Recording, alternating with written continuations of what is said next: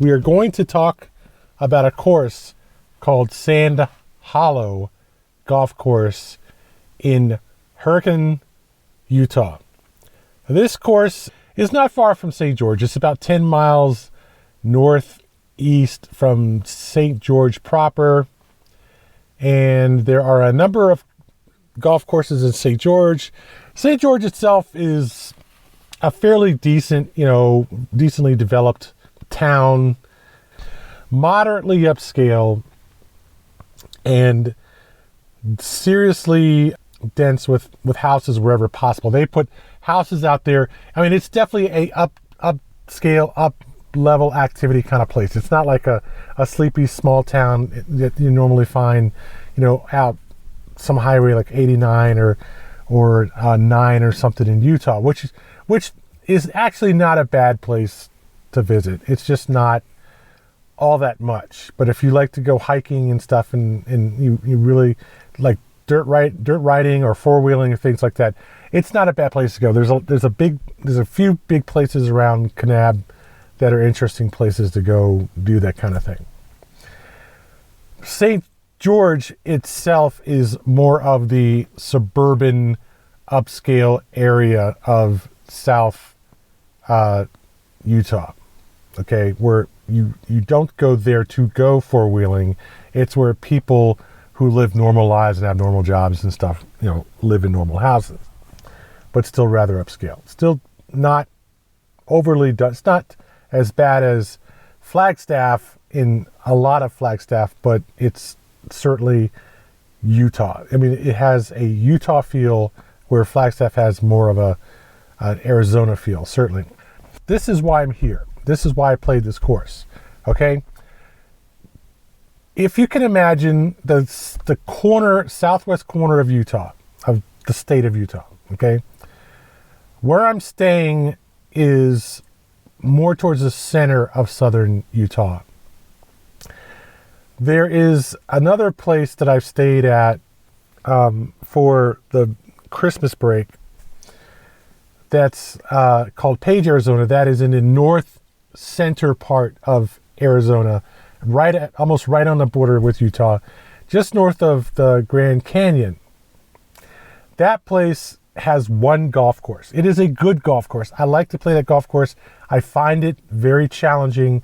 It is a modest looking course that plays way above its weight. And I've done a review of it before. It's called Lake Powell National Golf Course in Page, Arizona.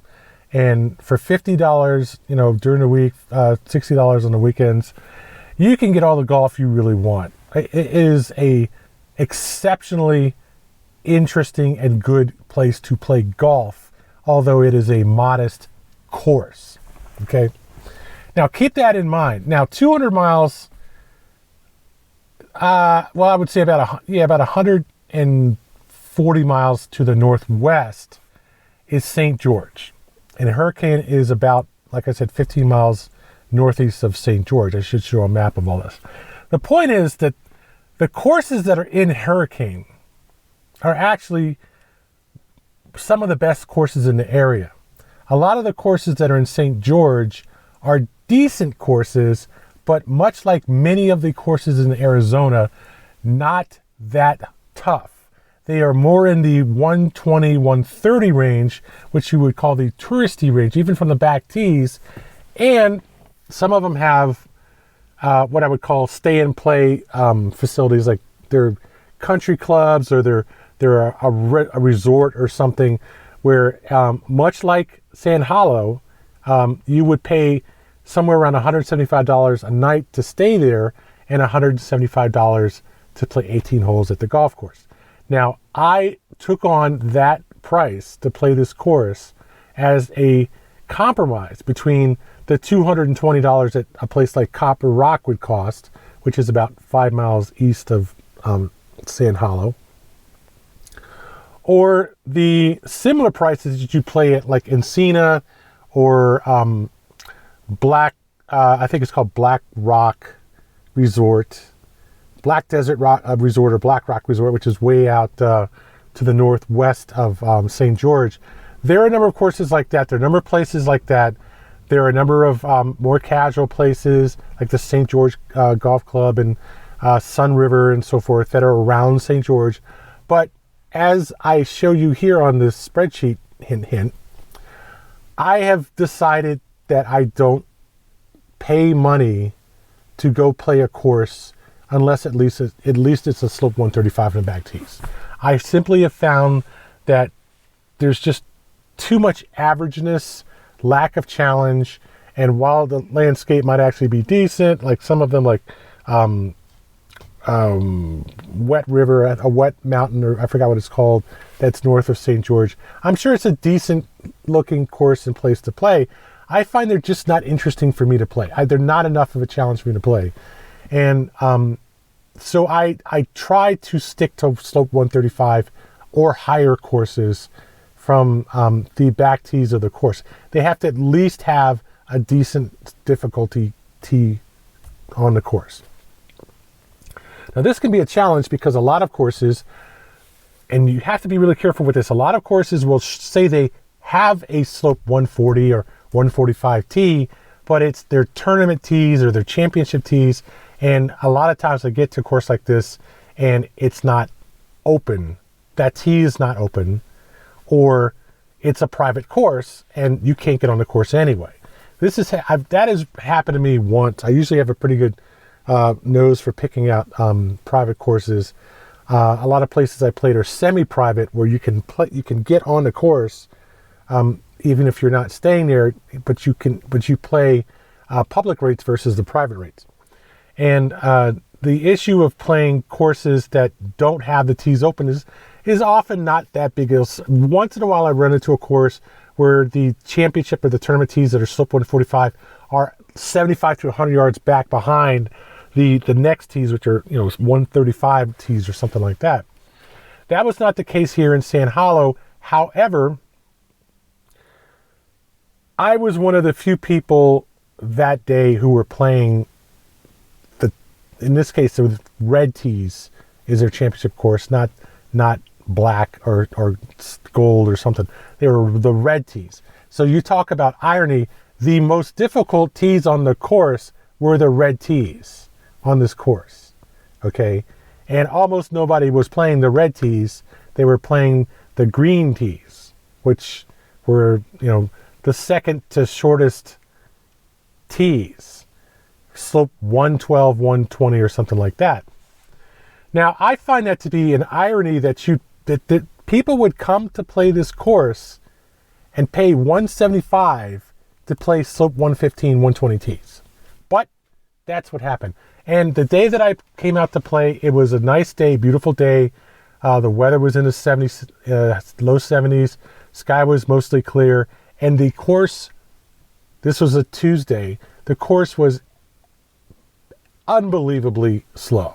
And I've heard that they had this problem at this course, but it was really slow. A lot of people played hooky from work that day, left work in the afternoon, went out and played. I got there 1:45, and as a single, you have to walk on the course. They will not schedule a tee time for you as a single. So you have to go to the course, then get on the list of tee times. They will then schedule you for a tee time.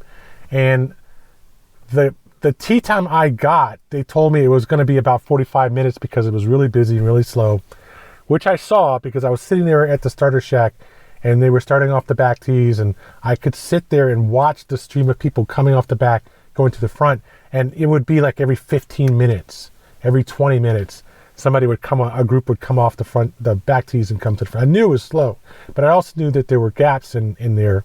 And sure enough, what happened was the tee time that I was scheduled to play, a group of 3 went out, took that tee time and went off. And then the starter didn't call me to go to the tee time. I'm sitting there next to the starter shack in my cart, ready to go.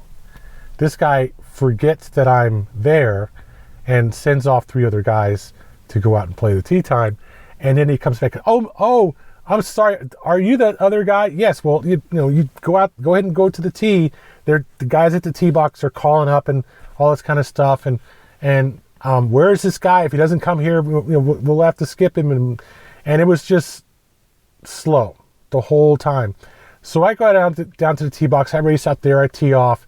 And these guys are playing this par 5 number 10 that's like 510 yards. They're playing it off the cart path because they are constantly on the right side of the cart path, off the course. And I was like, okay, fine. I knew it wasn't going to be a big deal. But sure enough, to me, it wasn't a big deal. I wasn't in a rush to play that fast. At that point, certainly not, because I just was getting on the course and just warming up on my first hole. But the guys behind me were all pushing to play. All the guys behind me were like, you should pass them, you should pass them. So I ended up letting the guys behind me pass me, and they got to sit behind that group and then wait and watch them play. And the next guys came up with a twosome, and I got to play with them, and they were pretty cool, and we had a pretty good time. Unfortunately, they had played another course, this Copper Rock course, first that morning, and then they were playing Sand Hollow, 9 on Sand Hollow. They were going to play. They'd start off on the back 9, starting with everybody else, but they ended up just playing the 9 and then leaving because they'd already been playing golf all day. And let me tell you something. This course did not impress me as I drove up to it. I could tell it was a modestly upscale kind of place. They're talking about selling houses, and for some reason, a lot of the houses in this place are all this rectangular adobe thing, just goofy, brown something, tan something, but square, basically, like a box with windows. And this was a lot like that, except, it was a decently manicured course, and it was decently vertical, but some part of the right hand to the north side of the east-northwest side had this nice range of mountains and cliffs on the side that the holes were playing along. You can see a couple of them in the brochure, and I'm showing you the ones that I played. But the other half of the course was just this generic brown sloping blah out there. Just, one of the things about Utah that you find is there's either mountains or, steep or short mountains, but around the roads, or just this expanse of desert, cacti, but basically sagebrush that just goes way out into the distance. It's just a very generic place in some ways, but interesting in some ways, in other places. It's a strange place. Trust me. I'm not from anywhere like this kind of place. So, now the course was decent. The course unfortunately had a few blind spots in places. Like the number 10 fairway had a blind spot at which there were sand traps, and then you hit from the top of the sand traps. You hit your second or third shot down to the green, and there is this cliff off to the right of the number 10 fairway, and as you go down to the green, it gets increasingly cliffy. Like there's a small discrepancy in height near the tee box, and then as you go near the green, it gets the right side of the hill drops off, and the left side is constant, and the ball is well positioned to go flying off the cliff. And on the back side, I think there was a very interesting backside, one of the most interesting that I played. Almost every hole was cliff on one side, top of the hill on the right side, and we were playing on the side of the cliff that's like 45 degrees, and the fairway is like cut out of that, okay? Where it's a decently wide fairway, but it's still cut out of the side of a mountain. And I thought that was pretty cool. I have to admit, that was one of the first times I've ever really played on a course like that. And like I said, the first 9 or so, no, the first maybe 6 holes on the backside were pretty much like that. And the last 3 flattened out to something more familiar, and then went to the clubhouse. There's sort of like a broad fairway on a long 590 or 600 yard hole.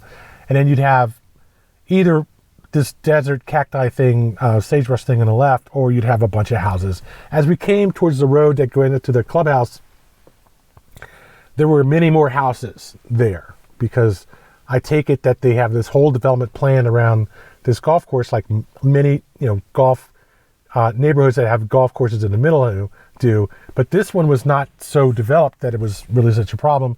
And there were really only houses near the road leading up to the clubhouse. Okay. So in general, the course has this clover leaf kind of shape. Like if you trace a clover, there's a clubhouse in the middle, then there's one set of 2 leaves that go out, up and back towards the clubhouse. And then there's another set of 2 leaves on the other side, and the front side, they go out, diagonal, and they zig around there a little bit on the front side, and then they come back to the clubhouse. So the front side is much flatter, and it has many more houses than the back side, and it is more of a challenge if you've never played a course before, but if you have played, it's probably okay. But it's much denser in terms of players when it's backed up. And I found the front side to be very frustrating because there were times when there were like 6 or 7 carts at the hole. We're sitting at the hole watching people play. The number 6 and 7, people were constantly teeing off, and everybody else is standing back there watching them play. And then you've got people who are talking on the phone at the, behind the tee box, or music's playing, 3-4 carts with music playing and stuff like that. And, you're sitting there for 20 minutes, and this hole is not an easy hole. One of the problems with this course that you find out is it is long, and there's lots of sand holes, lots of sand traps out there, and the fairways are modest, but there's this giant expanse of sagebrush off on the sides, and you have to hit decent shots on this course or you're going to that sagebrush. And it does not take much to hit a bad shot on such a hole. You just need to spin it off to the left or hit it, top it off to the left, top it into the, and the other thing is there's a lot of carries on this course.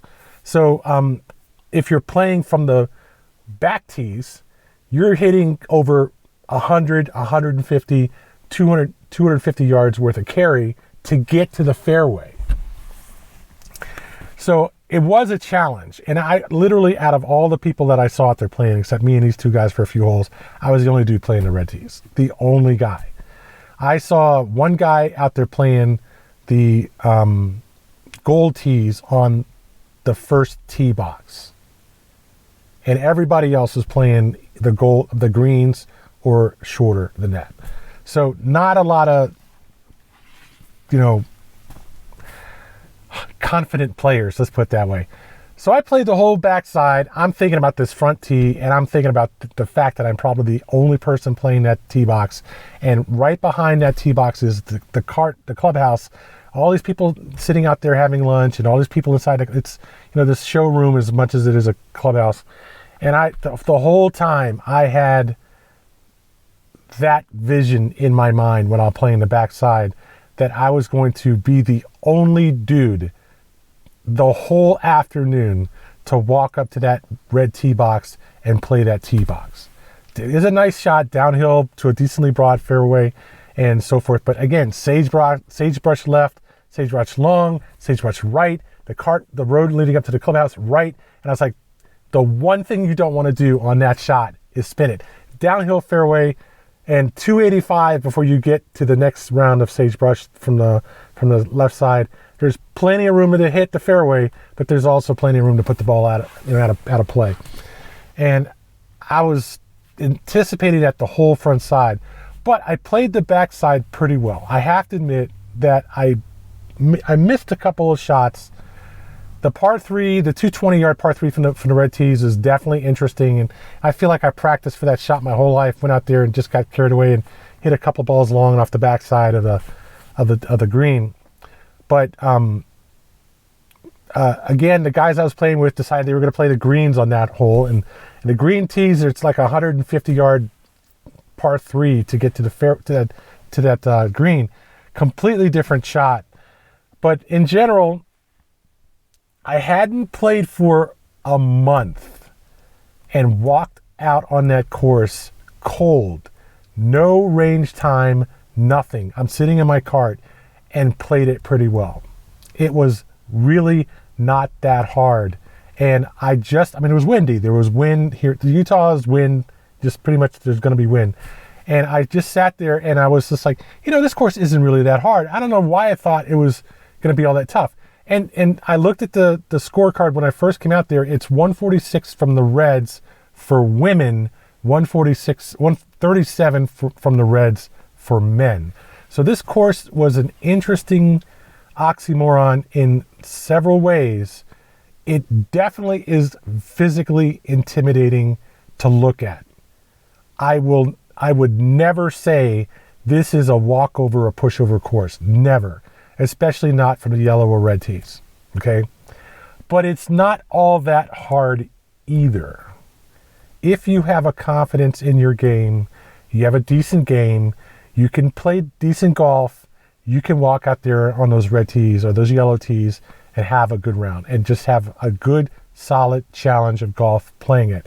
And while I do wish it was a little harder, it was a long, hot, dry, it wasn't super hot, but it was hot enough, dry day playing a course in the afternoon where the things got to a point where it was shadowy behind the rocks and you're playing into the sun as it sets. And the 18th hole, you're hit this long, it was a really nice hole, nice 450-yard par 4. You're playing this shot into the wind. You got to cross all this sage to get to the fairway. But I did it. I hit a 290 drive up the hill towards the green, and I popped the 4-iron up there next to the green and chipped on. I had a pretty good round. I was surprised by how well I played. I didn't think I would play that well, but I did, and I had a great time playing it. They have a nice cart that goes around the course even in the afternoon. I got cart service twice on the course, which is surprising because most courses don't have the cart run out after like 3 o'clock. I had the cart going into the front side on the second hole, which was about 5. And the lady on the cart was very nice. The service there was nice. It was a serious upscale facility. Okay. No t-shirts, no jeans, collars and pants, okay, to play this course. And nice GPS system, nice electric carts. Just it would really be hard to ask more from a course other than it had this red junk sand that they have out here in Utah, and just hard red sand, hard to hit out of. You're not going to scoop balls out of this. You just try to blade the ball up and get it off the sand and hit it on. A really nice course. Definitely, I would have to give it a B+. I'd have to. I didn't think it would score well when I came on the course, when I drove up to the course, but playing it was a good experience. I had a great time. It was not as difficult as the course I played in Prescott by far, which had a few holes that were similar, but most of the course, that course I played in Prescott, I forgot what it's called, Cypress Greens or something. I forgot what it is.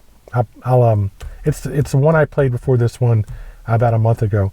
That was a tough course. That was a very tough course. That was an unforgiving nutcracker of a course that had some parts of the course that were decently normal difficulty. And it was only $55 with a cart. I forgot the exact name of it. It's in Prescott. It's like Cypress Creek or something like that. A very nice course.